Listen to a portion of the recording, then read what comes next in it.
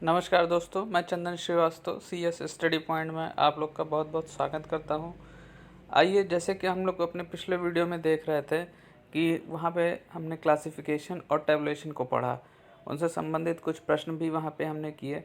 आइए अब देखते हैं कि हम इस वीडियो में क्या है आपके लिए।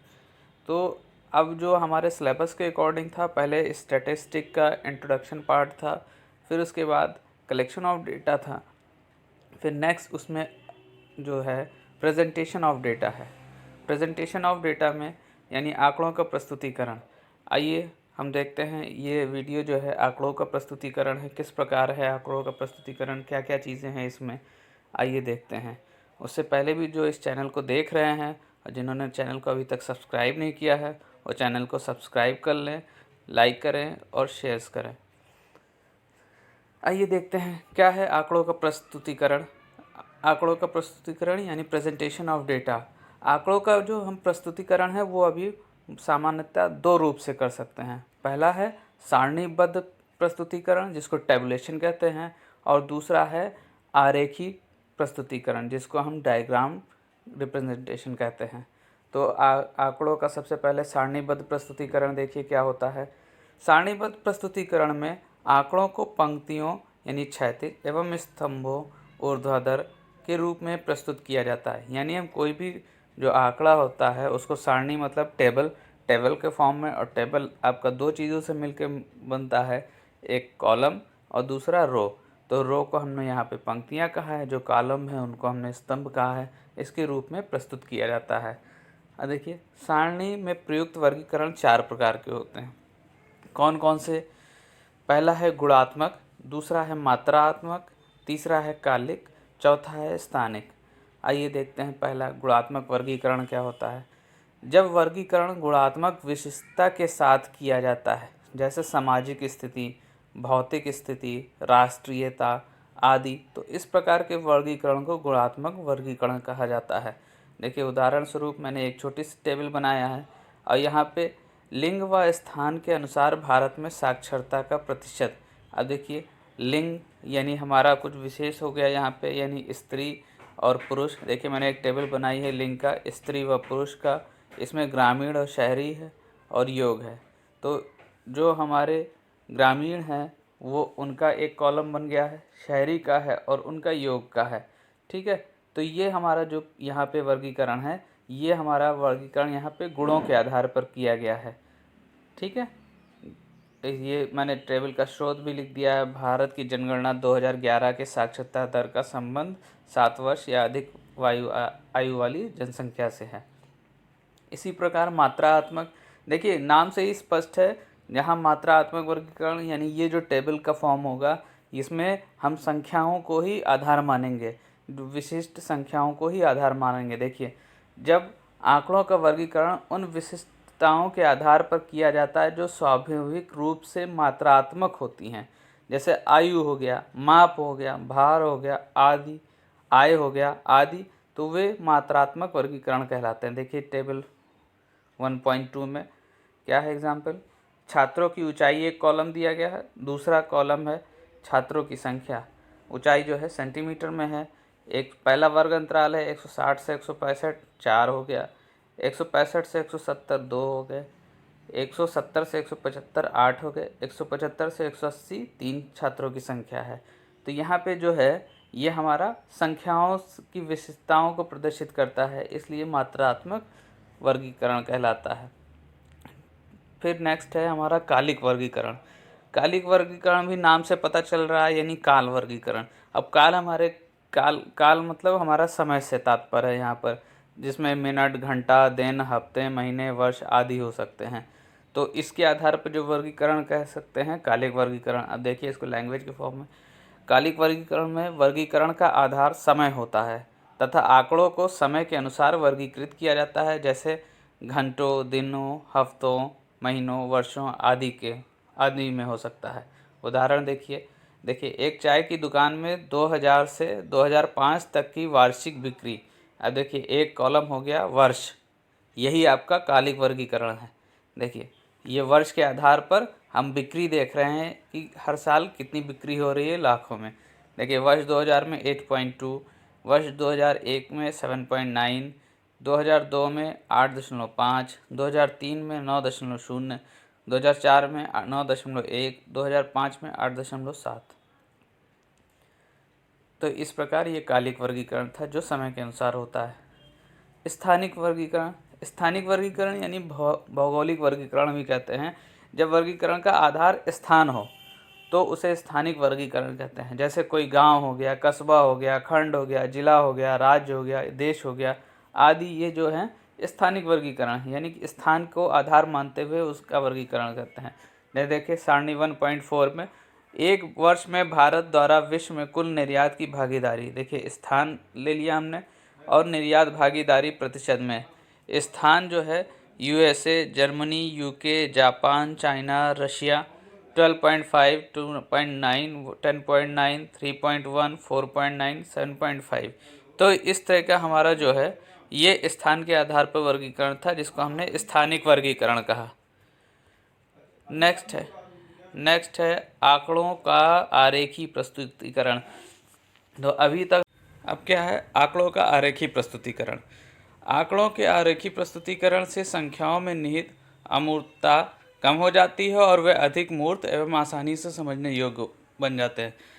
जैसा कि अभी हम लोग पिछले जो टॉपिक था वो आंकड़ों का सारणीबद्ध प्रस्तुतिकरण था। अब ये है आरेखी प्रस्तुतिकरण। तो इसमें क्या है, इसमें यह है कि आंकड़े ये जो आरेखी प्रस्तुतिकरण होते हैं उसमें संख्याओं की निहित अमूर्तता क्या होता है? अमूर्तता मतलब होता है कि शेपलेस यानी आकार विहीन।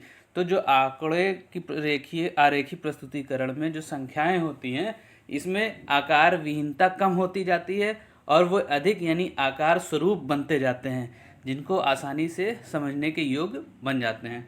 यही लिखा हुआ है इसमें, आंकड़ों के आरेखी प्रस्तुतिकरण से संख्याओं में निहित अमूर्तता कम हो जाती है और वे अधिक मूर्त एवं आसानी से समझने योग्य बन जाते हैं। अब सारणी में जो प्रस्तुत आंकड़े की अपेक्षा जो आरेखी प्रस्तुतिकरण है उसमें परिशुद्धता थोड़ी कम हो जाती है, किंतु ये सारणी की तुलना में अधिक प्रभावी होते हैं। सामान्य रूप से कई प्रकार के आरेखों का प्रयोग होता है। देखिए फिलहाल 3 प्रकार के डायग्राम यहाँ पे दिए गए हैं। कौन कौन से हैं? पहला है ज्यामितीय आरेख यानी ज्योमेट्रिक डायग्राम, दूसरा है बारंबारता आरेख यानी फ्रीक्वेंसी डायग्राम, तीसरा है अंक गणितीय रैखिक आरेख अर्थमेटिक लाइन डायग्राम। अब देखते हैं पहला क्या है, ज्यामितीय आरेख। ये ध्यान रखिएगा कि जो आपका सारणीबद्ध प्रस्तुतिकरण है उससे कहीं ज़्यादा महत्वपूर्ण जो है आपका रैखिक आरेख जो प्रस्तुतिकरण है वो है। तो इधर आरेखीय वाला जो आपका प्रस्तुतिकरण है इसका जरूर ध्यान रखिएगा। आइए देखते हैं, पहला है हमारा ज्योमेट्रिक डायग्राम यानी ज्यामितीय आरेख। दंड आरेख व वृत्त आरेख ज्यामितीय आरेख के श्रेणी में आते हैं, यानी जो है हमारा बार डायग्राम और जो कर्व डायग्राम है वो हमारा, या सर्कल डायग्राम जो है वो हमारा ज्योमेट्रिक डायग्राम में आते हैं। अब दंड आरेख क्या होता है? दंड आरेख 3 प्रकार के होते हैं। अभी देखिए आगे मैं समझाता जाता हूँ। पहला है सरल दंड आरेख सिंपल बार डायग्राम, दूसरा है बहुदंड आरेख, तीसरा है घटक दंड आरेख। क्या होता है सरल दंड आरेख सिंपल बार डायग्राम? सरल दंड आरेख के अंतर्गत समान अंतरालों व समान विस्तार वाले आयताकार दंडों का एक समूह प्रत्येक श्रेणी या वर्ग के आंकड़ों को दर्शाता है। देखिए अभी आगे मैं पूरा एक एग्जाम्पल के हेल्प से पूरा बताता हूँ क्या है। दंड की ऊंचाई या लंबाई के आंकड़े परिमाण को प्रदर्शित करते हैं। दंड आरेख बारंबारता व गैर बारंबारता आंकड़ों दोनों प्रकार से हो सकते हैं, यानी जो आपका बार डायग्राम है वो फ्रीक्वेंसी और नॉन फ्रीक्वेंसी दोनों प्रकार के जो आपके डेटा हैं उनके लिए यूज़ हो सकते हैं। देखिए दंड आरेख गैर बारंबारता आंकड़ों के प्रस्तुत करने के लिए अधिक सुविधाजनक होते हैं, जैसे कई वर्षों के आय व्यय, लेखा, आयात निर्यात। दंड का प्रयोग, जिन्हें स्तंभ भी कहते हैं, सामान्यतः काल श्रेणी के आंकड़े के प्रस्तुतिकरण के लिए किया जाता है। काल श्रेणी से जैसा अभी तात्पर्य अभी मैंने पीछे भी बताया है, समय के अनुरूप। देखिए एक एग्जाम्पल है, ये एग्जाम्पल के हेल्प से हम समझने का कोशिश करते हैं। देखिए ये एक टेबल है, एक डायग्राम है। 2011 में भारत के प्रमुख राज्यों की साक्षरता दर को दिखाया गया है दंड आरेख में। अब देखिए जो ये एक इसमें नीचे जो है एक्स अक्ष पर जो है वो लिखा है हर राज्य के नाम, आंध्र प्रदेश, असम, बिहार, झारखंड, गुजरात, हरियाणा, इसी प्रकार सब लिखा हुआ है, ठीक है। और जो ऊपर लिखा हुआ है यानी निम्न से ऊपर की ओर, जैसे 0 से 10, 10 से 20, 20 से 30, 30 से 40, 50, 60, 100, 10-10 के अंतराल पर, ये क्या है, साक्षरता दर है। अब देखिए ये जो स्तंभ यहाँ पे खड़े हुए हैं, इन्हीं को हम कह रहे हैं दंड आरेख, ठीक है। इन्हीं को हम क्या कह रहे हैं, दंड आरेख। यहाँ पे ध्यान देखिए, अब जो आपका दंड आरेख में कहा गया कि सरल दंड आरेख के अंतर्गत समान अंतराल एवं समान विस्तार वाले आयताकार दंडों को, देखिए जो यहाँ पे जो दंड हैं वो समान अंतराल पे हैं और समान विस्तार पे हैं। अच्छा यहाँ से देखिए एक दंड से दूसरे दंड के बीच की जो दूरी है वो भी समान है, और जो जो इनका जो विस्तार यानी जो विस्तार है वो भी एक समान है। तो इस प्रकार के जो आरेख यहाँ आपको दिखता है तो वो क्या हो जाते हैं, दंड आरेख। और देखिए अभी वहाँ पे गया है, वहाँ पे अभी ये दंड आरेख का प्रयोग जो है गैर बारंबारता आंकड़ों को प्रदर्शित करने के लिए है। देखिए ये एक प्रकार का गैर बारंबारता आंकड़े से प्रतिशत दर दिखाया गया है, फ्रीक्वेंसी बार बार को रिपीट नहीं किया गया है, इसलिए गैर बारंबारता आंकड़ों को प्रदर्शित करने के लिए इसको अधिक सुविधाजनक माना जाता है। अब इसी प्रकार जो है हमारा जो दूसरा क्या है, बहुदंड आरेख। बहुदंड आरेख क्या होता है, यानी मल्टीपल बार डायग्राम। बहुदंड आरेख का प्रयोग 2 या 2 से अधिक आंकड़ों की समुच्चय की तुलना करने के लिए किया जाता है। देखिए अभी बहुत सिंपल है, ये भी ध्यान से देखिएगा।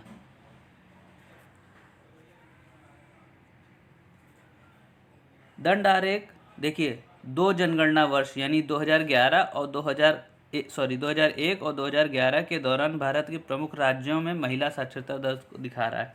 अब देखिए यहाँ पे जैसे नीचे प्रदेशों का नाम लिखा है और ऊपर जो है 10-10 के अंतराल पर जो है साक्षरता दर दी हुई है। लेकिन साथ में इसी के साथ देखिए एक ब्लैक जो स्तंभ है, डार्क ब्लैक स्तंभ, एक बहुत लाइट ब्लैक है स्तंभ, वो साथ में ही यहाँ पे यानी जो है हमारा तुलना प्रतिशत, यानी देखिए पहला जो असम आंध्र प्रदेश का है वो आंध्र प्रदेश का देखिए हमारे यहाँ पे 2 दिया हुआ है, एक 2001 का दिया है जो आपका लाइट वाला दिखा रहा है और जो डार्क वाला है वो 2011 में है। तो ये तुलनात्मक है। अब एक साथ दो दंडों का प्रयोग हो रहा है यहाँ पे। इसी प्रकार मान लीजिए देखिए केरल के जो साक्षरता दर है, ये जो ब्लैक डार्क है वो 2011 का है, जो लाइट हल्का सा डार्क है शेड वाला है वो 2001 का है। तो इसी प्रकार ये हमारे बहुदंड आरेख हैं, जो अभी मैंने कहा बहुदंड आरेख का प्रयोग 2 से अधिक आंकड़ों समुच्चय की तुलना करने के लिए किया जाता है, ठीक है। अब इसी तरह है तीसरा घटक दंड आरेख, कंपोनेंट बार डायग्राम। कंपोनेंट बार डायग्राम में क्या है, घटक दंड आरेख या चार्ट भी इन्हें कहा जाता है का प्रयोग विभिन्न घटकों के आकार की तुलना करने के लिए होता है तथा इन घटकों तथा उनके अभिन्न अंगों के संबंधों में प्रकाश डालने के लिए किया जाता है।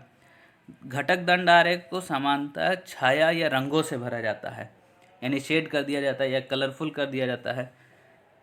घटक दंड आरेख बनाने के लिए सबसे पहले एक्स अक्ष पर एक दंड बनाया जाता है जिसकी कुल ऊंचाई आंकड़ों के कुल मान के बराबर होती है, अन्यथा दंड की ऊंचाई को कुल मान के बराबर बनाई जाती है तथा घटकों का अनुपातिक ऊंचाई एक एक विधि द्वारा निर्धारित की जाती है। ये देखिए मैंने एक एग्जाम्पल के माध्यम से यहाँ घटक दंड आरेख को प्रदर्शित किया।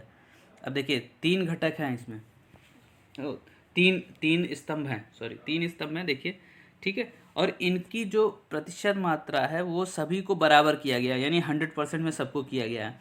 और देखिए यहाँ दो प्रकार के घटक हैं, ठीक है। एक विद्यालय में नामांकित नहीं है और दूसरा विद्यालय में नामांकित है। तो पहला छात्र छात्राएं और तीसरा है सभी, ठीक है।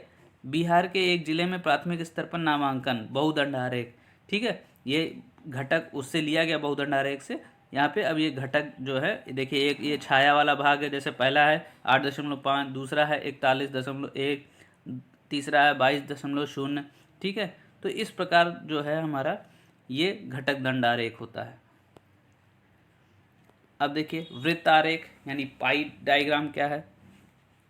पाई डायग्राम आरेख एक घटक आरेख है, पर दंड आरेखों के स्थान पर इसे ऐसे वृत्त द्वारा प्रस्तुत किए जाते हैं जिनके क्षेत्र को अनुपातिक रूप से उन घटकों में विभाजित किया जाता है। इसे वृत्त चार्ट भी कहते हैं। वृत्त आरेख बनाने से पहले निरपेक्ष मान को प्रतिशत में बदलना होता है। यानी जो हमारा यहाँ पे देखिए, एक एग्जाम्पल मैंने लिया यहाँ पे, कार्य स्थिति के अनुसार भारत की जनसंख्या का वितरण करोड़ों में। पहला क्या है, कॉलम स्थिति है, दूसरा जनसंख्या, तीसरा प्रतिशत है, चौथा कोणीय घटक। देखिए अभी आगे आने वाले जब टेबल्स में पढ़ेंगे, अभी कई सॉल्यूशन जब सॉल्व करेंगे, तो ये सारी चीज़ें वहाँ पे आपको एक बैग सारी चीज़ें आती जाएंगी। अभी तो यहाँ पढ़ने में हो सकता है शायद थोड़ा सा बोरिंग हो, लेकिन जब प्रैक्टिकली हम इसको देखेंगे तो हमको बहुत आसान और बहुत सरल लगेगा। तो देखिए अभी क्या है फिलहाल, तो हमें वहाँ पे और अच्छे से समझ में आएगा। पहला है स्थिति में सीमांत, 3 प्रकार के श्रमिक है, सीमांत, मुख्य और गैर। नीचे कुल दिया हुआ है, जनसंख्याओं की उनकी संख्या लिख गई है, प्रतिशत लिख दिया है, कोणीय घटक निकाल दिया। अभी आने वाले समय में बताऊंगा कि यहाँ से आप प्रतिशत कैसे निकालेंगे, अभी वहाँ पे कई जगह आएगा ये। और इन्हीं को जो है, तो सबसे पहले हम क्या करते हैं, इनका प्रतिशत निकालते हैं।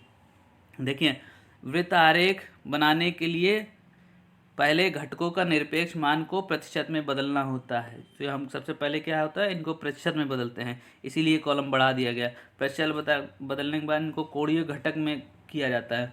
उसके बाद ये आपका वृत्त आरेख है। देखिए पहला है मुख्य श्रमिक, दूसरा सीमांत, तीसरा गैर है, जो कि हमने दे दिया यहाँ पे कि क्या क्या चीज़ें हैं। देखिए जो आपका 31 करोड़ है वो मुख्य श्रमिक है, जो 9 करोड़ है वो सीमांत है, और गैर श्रमिक आपका 62 करोड़ है, जो आपका इसके हिसाब से जो निकला हुआ था जनसंख्या। तो ये आपका जो है पाई डायग्राम है, यानी वृत्त आरेख। अब देखिए ये जो आपका मोस्ट इम्पॉर्टेंट पार्ट ये भी है, इससे एक प्रश्न जरूर, 1 से 2 प्रश्न जरूर बनते हैं। तो जैसा ध्यान से देखिए, अब ये इसी इधर वाले पार्ट में से ज़्यादा पूछा जाता है।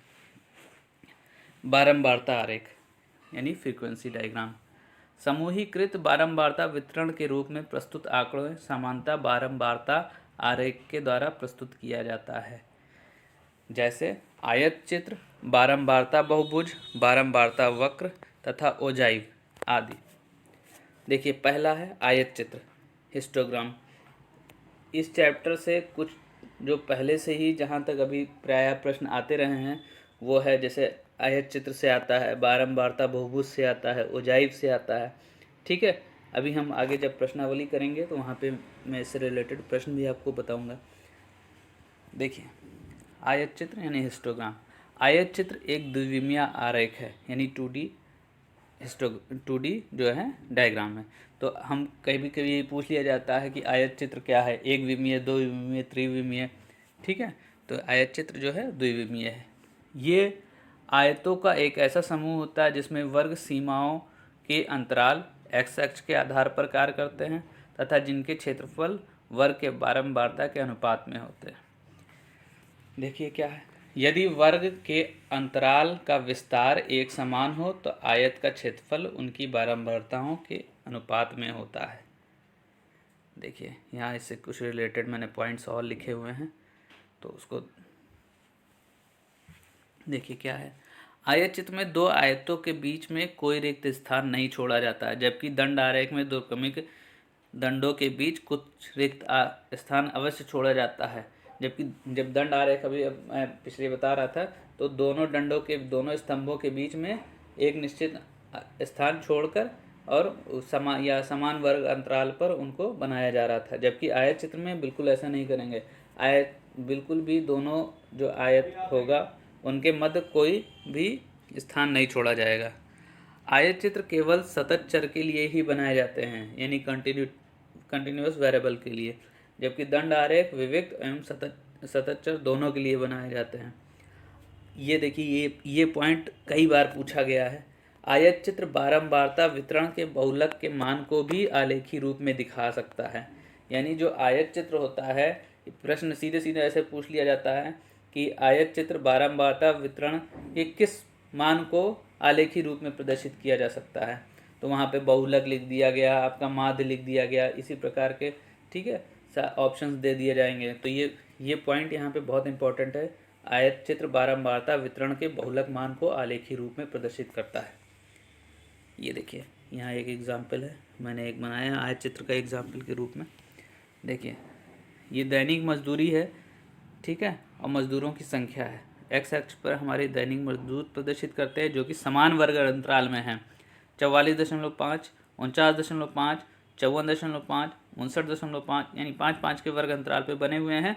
लेकिन दोनों जो हमारे क्या कहते हैं चित्र बने हुए हैं, आयत चित्र, उन दोनों ही स्तंभों के बीच में कोई भी गैप नहीं है, यानी कोई भी मध्य में डिस्टेंस नहीं है। जबकि जो दंड आरेख होता है वो दोनों स्तंभ के बीच में एक निश्चित जो है वो स्थान छोड़ा जाता है, लेकिन यहाँ पे कोई नहीं है।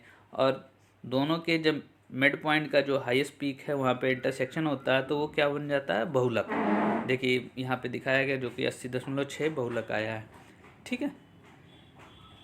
तो ये हमारा था आयत चित्र, जिसको हिस्टोग्राम कहा जाता है। आयत चित्र सिर्फ सतत चर के लिए ही बनाए जाते हैं, जबकि जो बार डायग्राम है वो सतत चर और विविध चर यानी डिस्क्रीट और कंटिन्यूटी के लिए, दोनों के लिए बनाए जाते हैं। अब देखते हैं नेक्स्ट इसमें बारंबारता बहुभुज, फ्रीक्वेंसी पॉलीगॉन।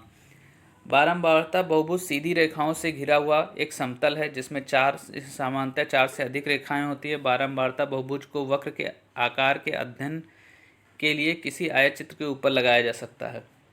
बारंबारता बहुभुज आयत चित्र का विकल्प होता है जो आयत चित्र से ही व्युत्पन्न होता है, यानी जो बारंबारता बहुभुज है वो आयत चित्र से ही व्युत्पन्न होता है। वक्र का कुल क्षेत्रफल आयत चित्र के क्षेत्रफल की भांति कुल बारंबारता के आकार का प्रतिनिधित्व करता है। देखिए क्या होता है,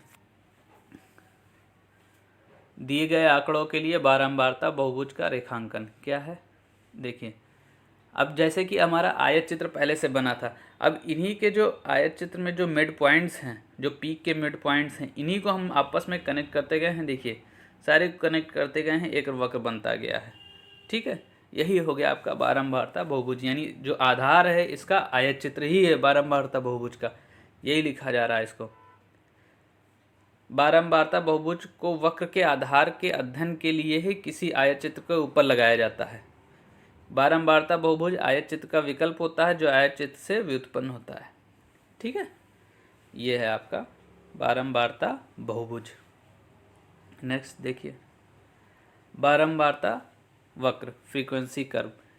बारंबारता वक्र को बारंबारता बहुभुज को बिंदुओं से निकटतम गुजरते हुए मुक्त हस्त से वक्र बनाकर आसानी से प्राप्त किया जाता है। यानी मुक्त हस्त मतलब फ्री हैंड, ठीक है। बारंबारता जो अभी बहुभुज बनता है, बारंबारता बहुभुज आपका एक ये जैसे कि अभी मैंने पिछले शेप में दिखाया, जो ऊपर के कनेक्टिंग पॉइंट से ये बारंबारता बहुभुज बना, ठीक है। इन्हीं के ही समान हम क्या करते हैं, एक फ्री हैंड से जो कर्व बनाते हैं बिंदुओं को मिलाने, निकटतम बिंदुओं को मिलाते हुए, तो वो क्या हो जाता है हमारा बारंबारता वक्र।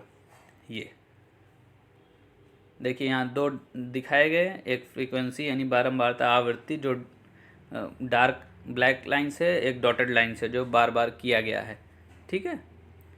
ये आपके बारंबारता वक्र है। नीचे दैनिक मजदूरी है जो रुपये में लिखा है, जो 20-20 के अंतराल पे बनी हुई है, और 2-2 के अंतराल पर जो है अर्जकों की यानी जो प्राप्त करता है उनकी संख्या है।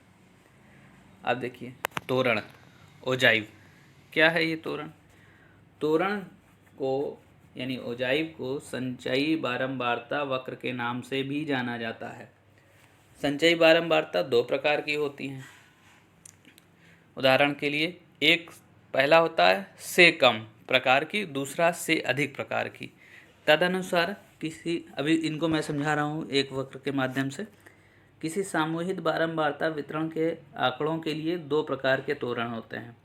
पहला है संचयी बारंबारता को से कम तोरण के लिए क्रमशः वर्ग अंतरालों की ऊपरी सीमा के सामने आलेखित किया जाता है, जबकि से अधिक तोरण के लिए क्रमशः वर्ग अंतरालों की निम्नतम सीमा को आलेखित किया जाता है। इन दोनों त्वरणों का परस्पर जो प्रच्छेद बिंदु होता है वो बारंबारता वितरण की माध्यिका को बनाता है। ये बहुत इंपॉर्टेंट पॉइंट है जिसको मैंने माध्यिका को अंडरलाइन भी कर दिया है कि दोनों त्वरणों के परस्पर प्रच्छेद बिंदु बारंबारता वितरण की माध्यिका बनाता है। ये प्रश्न भी पूछा गया है। अगर उजाइव से कोई प्रश्न बनता है तो यही सबसे महत्वपूर्ण प्रश्न है। दोनों तोड़ने के आकार से स्पष्ट होता है कि से कम प्रकार का तोरण जो है कभी घटता नहीं है और से अधिक प्रकार का तोरण जो है कभी बढ़ता नहीं है। देखिए इसको ग्राफ से हम समझने की कोशिश करते हैं। जो पहला ग्राफ है, नीचे गणित के प्राप्तांक हैं एक्स अक्ष पर जो 10-10 के अंतराल पे बने हुए हैं, 100 तक हैं। फिर बारंबारता यदि फ्रीक्वेंसी है जो 5-5 के अंतराल तक 65 तक बनी हुई है। दूसरा में भी सेम ये है एक्स अक्ष और वाई अक्ष। अब एक में हमने दिखाया, देखिए से कम, तो जो हमारा यहाँ पे 0 से ये स्टार्ट हो रहा है और 65 तक ये ग्राफ जा रहा है, ठीक है, ये हमारा से कम हो गया। और हमारा देखिए ये फ्री है, ये जो से कम वाला है ये ओपन है, ठीक है, और से अधिक वाला जो है वो ऊपर से नीचे की ओर आ रहा है। जो आपकी जो बारंबारता है वो घटती जा रही है।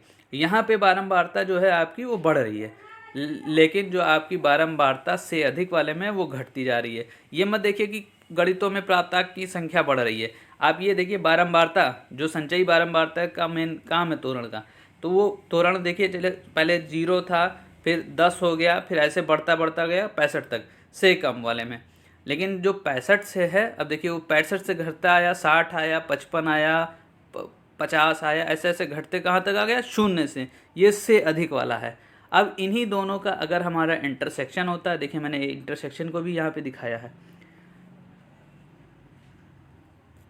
ये देखिए 65 से जो 0 तक आया है और जो 0 से 65 तक गया है, 65 से जो 0 तक आया है से अधिक तोरण वाला आया है। लेकिन जो 0 से 65 तक गया है वो से कम तोरण वाला है। और इन्हीं दोनों का जो प्रतिच्छेद बिंदु है वो हमारा क्या बनाता है, माध्यिका बनाता है। यही आपका एक मेन पॉइंट है इसमें, ठीक है। दोनों से कम तथा से अधिक, ये आपका क्या हो गया, तोरण, यानी आपका ओजाइव हो गया। अब देखिए ओजाइव बहुत इंपॉर्टेंट पार्ट है और जो ये माध्यिका वाला पार्ट है ये अक्सर प्रश्न में पूछा गया है। देखिए नेक्स्ट उसमें था अंक गणितीय, और लास्ट जो है अंकगणितीय रेखा चित्र यानी अर्थमेटिक लाइन ग्राफ। इसमें क्या है, अंकगणितीय रेखा चित्र में को काल श्रेणी के आलेख में भी कहा जाता है। इस आलेख के अंतर्गत समय यानी समय जो है हमारा मिनट, घंटा, दिन, सप्ताह, माह, वर्ष आदि को एक्स अक्ष पर तथा चरों के मान को वाई अक्ष पर आलेखित किया जाता है। देखिए यहाँ पे एक उदाहरण ले लिया गया है अंकगणितीय रेखा चित्र का। लेकिन नीचे जो है हमारा एक्स अक्ष पर जो समय को दिखाया गया है, जैसे वर्ष 1993 से 94, 94 से 95, ऐसे हमारा जो क्रमागत दिखाया गया है वर्ष 2013 से 14 तक। और यहाँ ऊपर की ओर जो हमारा दिखाया गया है निर्यात और आयात, 0 से 5000, 10,000। जो आपकी डार्क लाइन है वो आयात का है, निर्यात का है। जो डॉटेड हल्की लाइन है वो आयात का है। दोनों क्रमागत चीज़ों को दिखाई गई है। और ये हमारा जो नीचे, अभी ये देखिए फिर से एक बार पढ़ लीजिए, अंकगणितीय रेखा चित्र को काल श्रेणी आलेख भी कहा जाता है। इस आलेख के अंतर्गत समय को एक्स अक्ष पर और चर के मानों को वाई अक्ष पर आलेखित किया जाता है। देखिए ठीक है। तो इस प्रकार हमारा जो आंकड़ों का प्रस्तुतिकरण का जो चैप्टर है वो हमारा समाप्त हुआ। अब इनसे संबंधित प्रश्न बहुत ही जल्दी मैं आपके सामने लेके आऊँगा। तब तक इसके जो आप डिस्क्रिप्टिव पार्ट है इसको पढ़ के एकदम से तैयार कर लीजिए, जिससे कि हमारा जो आपको प्रश्न को करने में आसानी रहे। आगे बहुत जल्दी मैं आपके लिए नेक्स्ट वीडियो लेके आऊँगा। तब तक के लिए धन्यवाद।